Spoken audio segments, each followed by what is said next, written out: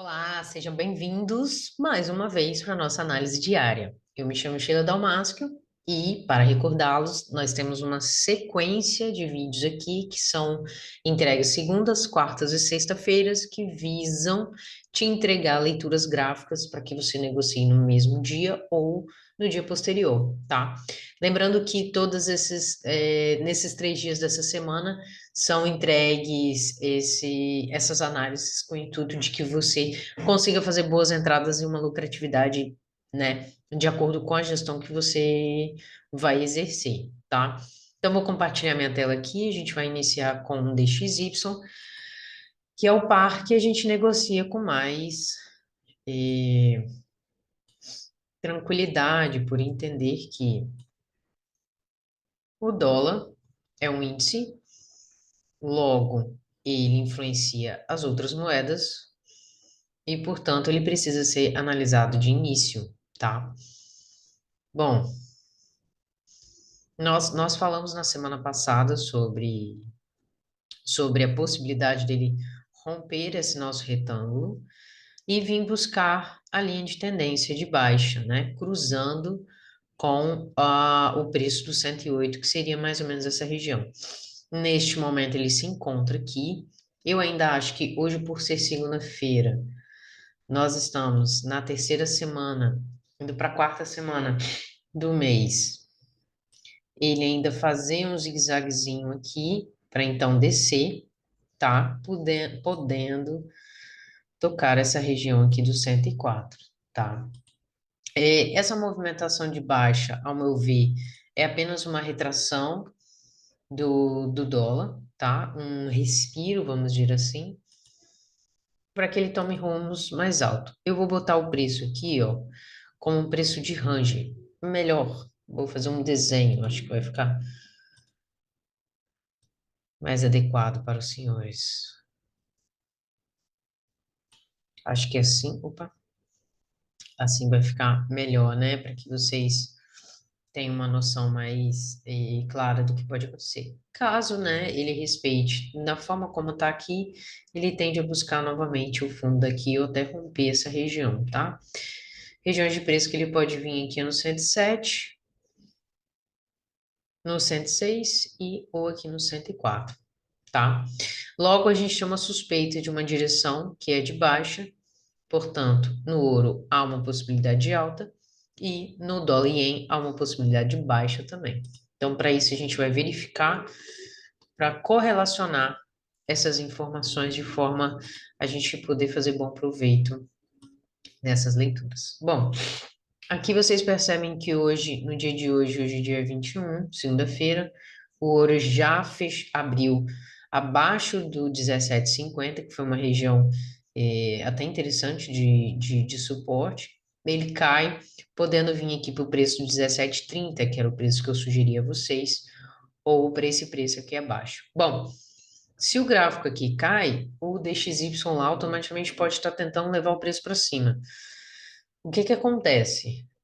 O ouro também tem a sua força, né, frente ao mercado. Então, ele pode encontrar regiões, né, que é importante fazer uma alta aqui para depois manter a sequência de baixa. Num, Numa escala de preço, né, essas regiões elas precisam ser respeitadas. Então, para o cenário de hoje para amanhã, a gente tem esse preço de 17,50 que ele pode ser respeitado novamente para buscar o preço para baixo, ou ele romper toda essa estrutura, né, de baixa que ele vem fazendo aqui no pequeno intraday para voltar no topo aqui em cima ou até nos 1.800, que foi o preço que eu falei bastante dele para vocês, né? Mas visualmente, né, a gente pode até puxar aqui no diário,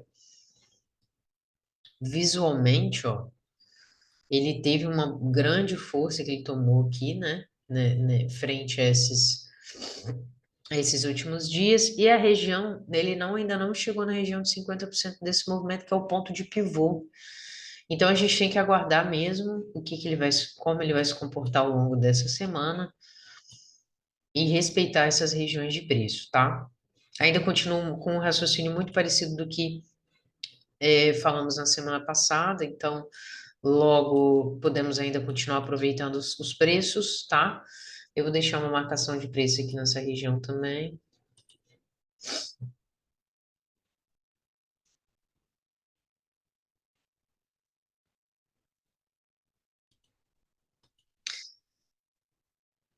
Esse pode ser o cenário, né? Um cenário de queda, ou ele respeitando esse 17,50, um cenário de alta, tá? Porque ele está aqui em uma zona, né, que está tentando fazer uma formação de topo, né?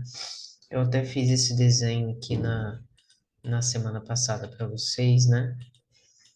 Podendo isso aqui, né, ser um ombro, cabeça, ombro, e o mesmo tamanho da altura da cabeça do ombro, né, ser a altura do rompimento vindo para essa região de cá, tá? Então, vamos aguardar, que pode ser uma pequena reversão simplesmente para um movimento específico desse tempo gráfico, tá? De uma hora, porque a construção dessa formação gráfica está dentro desse tempo gráfico. Então, vamos para o nosso JPY, para a gente também verificar. A linha de raciocínio está parecida. Olha lá. Ele fez exatamente o que a gente esperava.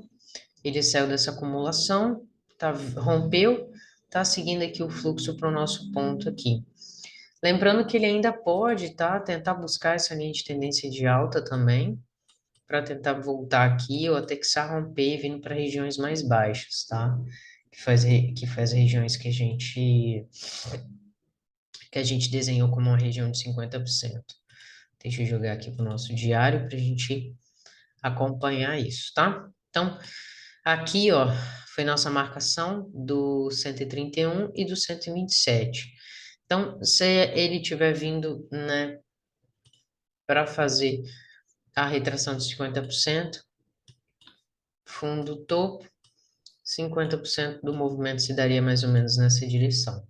Lembrando que o dólar tem uma influência direta, né, sobre o comportamento desses dois ativos, então também vai depender muito do que o dólar vai vir, mas inicialmente ele está com um cenário muito claro, né, de uma possível retração e uma continuação na sequência desse movimento, tá? E vejam só que ele, né, faz um movimento de acordo com o que a gente já esperava. Então, basicamente hoje foi uma revisão do que falamos na sexta, confirmando essas linhas de raciocínios que estão se mantendo. Então, vamos ter que aguardar esses preços chegarem na região que queremos, né, para tomar alguma medida de entrada, né, de compra ou de venda, de acordo com o tamanho financeiro que vocês têm, tá? Espero que vocês aproveitem. Caso vocês queiram ler sobre o dólar, a gente tem o blog. Então, no nosso site você tem informação sobre o blog, como estão as notícias semanais. Portanto, aproveite a oportunidade de leitura e aprofundar aí o conhecimento de vocês, tá? Então, boa sorte, siga o dólar e nos vemos na quarta-feira. Beijo!